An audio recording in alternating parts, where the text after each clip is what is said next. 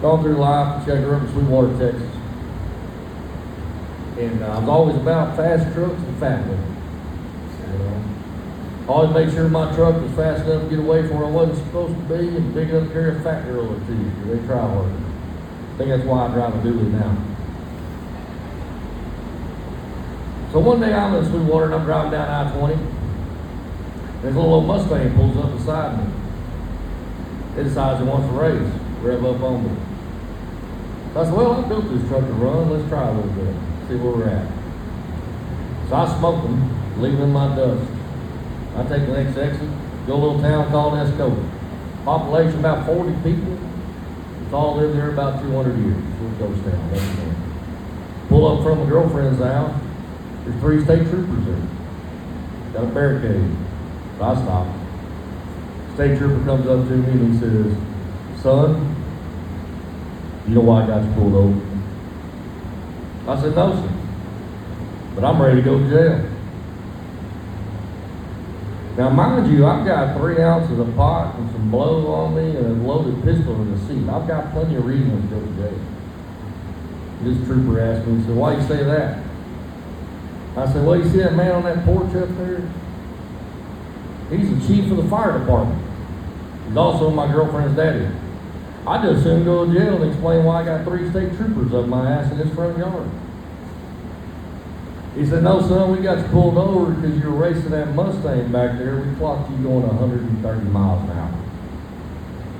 I said, first of all, there wasn't no race. Second of all, you clocked me going 130, you must have caught me taking my exit, slowing down. He said, no, son, what you're failed to realize, we have been in a high-speed pursuit of that Mustang for the last 3 counties. I said, well, I didn't see y'all either. You know, like I said, I've lived a crazy life, man. Later on in life, I decided I was a little drunk, started drinking in Big Spring. Driving a 71 Jeepster Commando, I still got it. Full convertible, no console, no glove box, no nothing. Passed the state troopers to Hogan, Texas with a bottle in my hand, 6 o'clock. Got any advice for anybody? Don't go to jail early, it sucks. So of course I go to jail, I'm in a drunk tank. Well, I get hungry, so I order 3 pizzas. Pizza delivery driver shows up, comes in with 3 large pizzas. Talks to the officers and stuff, say, hey, we got these pizzas here from Mark Cooper. They look at their paperwork, they come down to the cell, drunk tank where I'm at, me and my buddies. He's like, you just ordered pizzas? I said, yeah, man, I got y'all one too. How the hell did you order? I said, hell, y'all didn't fucking search us, man. I got a fucking cell phone, my wallet, a pocket knife, hell, I got a pistol in my boot. I'm like, shit, man. Needless to say, they thoroughly searched us afterwards, butt naked. They still ate their fucking pizza.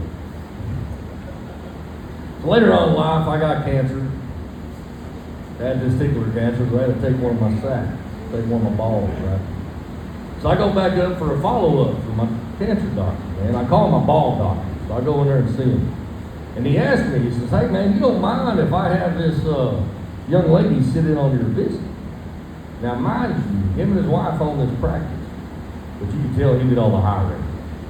Because every one of these girls was from Texas Tech, sexy as fuck, could have been strippers or models and whatever, I mean, just sexy. So I go into this appointment, I'm standing there in my Superman pose, got my old dick out, and he's sitting on a stool checking it out. And he tells me, he says, hey, Mark, just so you know, your insurance will pay for a prosthetic. I said, really? I said, can I get the same size I lost? He said, fuck no, they don't make them that big, which was the size about a whiskey glass. I actually have one in my hand right now. And so I started talking real low and slow, real quiet like a whisper. And I told him, you know what, sir, I better not. I don't want to get in trouble. So that young lady with her clipboard comes around my shoulder and she says, well, why do you say that? So I flipped my old dick at her and I told her, I said, well, ma'am, every time I get something new, I love to show it off. And that's how you get put on a list. And I don't want that. You know? So we go on to stuff later on in life. I got a buddy of mine getting married, and I own a car lot in Mexico. So I say, man, I'll take you down to Mexico for the week. We'll go fuck off, you know. Of course, we're down there. He wants to go to Boys Town. Everybody wants to go to Boys Town. So I take him up to the Hunter's Lounge, which is a nice strip club, you know, pretty nice, like standard. Pretty girls, expensive drinks, whatever. We leave there and go across the alley, which is a strip club with no name. That's the one you see the donkey show at. The donkey show ain't what's disgusting. It's watching the Johns go back with her afterwards. That's disgusting. Like, what are you gonna do? It's kind of like the Nintendo hole over here. You know what I'm saying? Like, what are you gonna do after that? Well, anyways, this lady comes out. Well, excuse me, it's not a lady. This 92-year-old grandma comes out on stage, okay? The lights are on, all right? She comes out butt naked, not a stitch of clothing on her, and life has been rough, okay? Everything hangs to the floor, everything, and she glows in the dark. Jericho's veins and all. It's fucking horrible. And she's carrying a fishbowl, okay? And she comes out and she'll give you a lap dance, you want it or not, but you gotta pay her to get off. I spent $200 giving complete strangers fucking lap dances all night. I had a blast. You know what I'm saying? And that's kind of how I do my comedy show. You know what I'm saying? I'm gonna start bringing a fishbowl up here. Y'all motherfuckers got to pay me to get off. All right? Y'all have a good time, man.